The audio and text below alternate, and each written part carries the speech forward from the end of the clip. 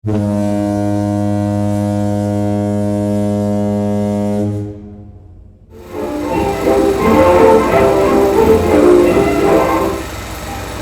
next morning, two people had as yet found their ceiling. This is the nerve center of the ship's organization, the main purser's office. From here, the comforts and interests of the passengers are supervised. It's the clearinghouse for all the services that one expects on a modern luxury liner. The chief purser acts as ship's host, entertaining the sailors from all spheres of life. His cabin becomes a social club where the celebrities meet. On the assistant purser holds the job of organizing the ship's concerts, port meetings, tournaments, and the more exacting job of satisfying passengers' demands.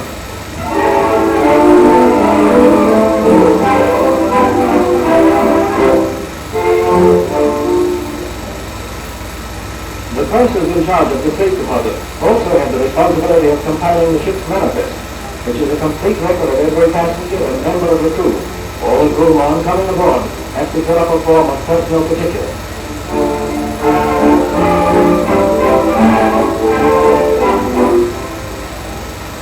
The ship's bank is a branch office of one of the big five.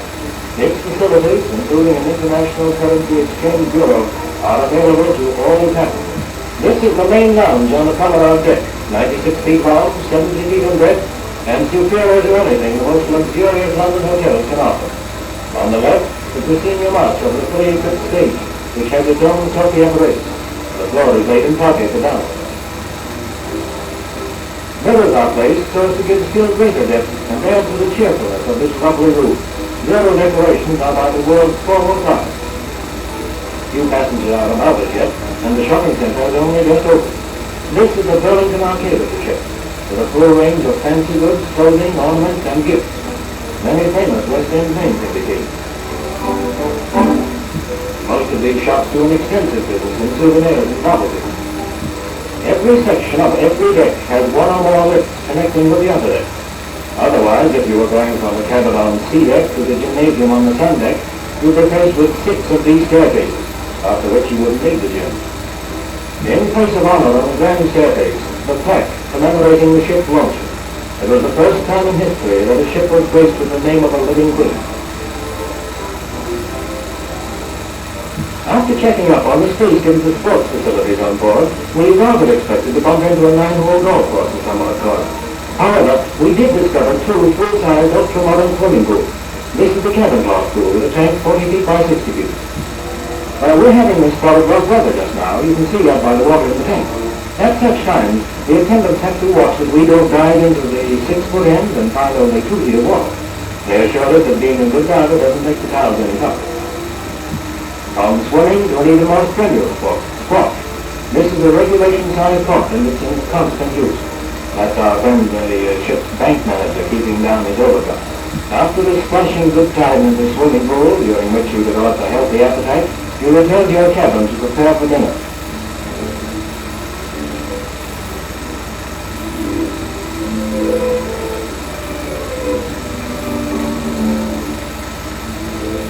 If it's too warm or too cold, you simply adjust the compact ventilators with immediate effect.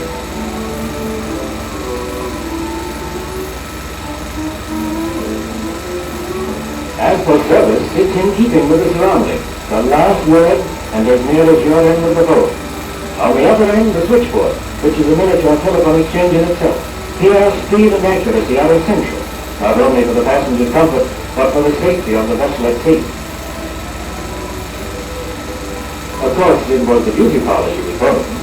We hope the boyfriend notices the new coiffeur, but we know darn well he won't. He'll just grouse about being kept waiting. Men are like that. And here he is, arranging for a quick visit to the ship's barber shop.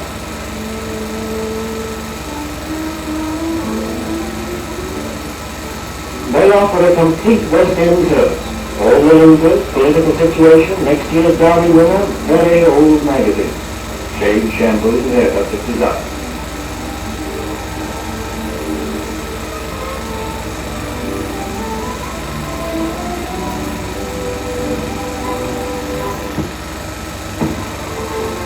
The largest room ever built in a ship, the restaurant on sea deck. It's 160 feet long and the entire breadth of the ship. The dome is pierced through to A deck, 30 feet above. Over 800 diners can be seated in this enormous chamber, their chairs and tables hardly reaching the line of the dado at the base of the massive column. Many decks below lie the kitchen. They're so expensive the chef has to give his instructions to the various departments by loudspeaker. Every Atlantic liner vies with its competitors to provide the best cuisine to satisfy the most fastidious taste. Catering for 4 meals a day for 5 days for over 3,000 people is no light task. Here's Marty, the man on whose shoulders that responsibility falls. He gives the orders for the day's menus, one each for the 3 classes, another for the crew, and many others for those on special diet. In addition, there's an hour cart from which it's possible to order almost any dish. After dinner, there was dancing in the main lounge, and they tell me many a ship's romance has turned to real romance while gliding to the strains of a waltz.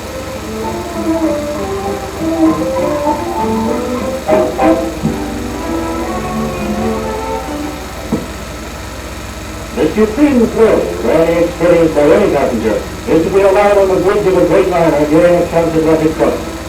It's the control room of our floating city. From here, the captain issues his instructions to all parts of the ship.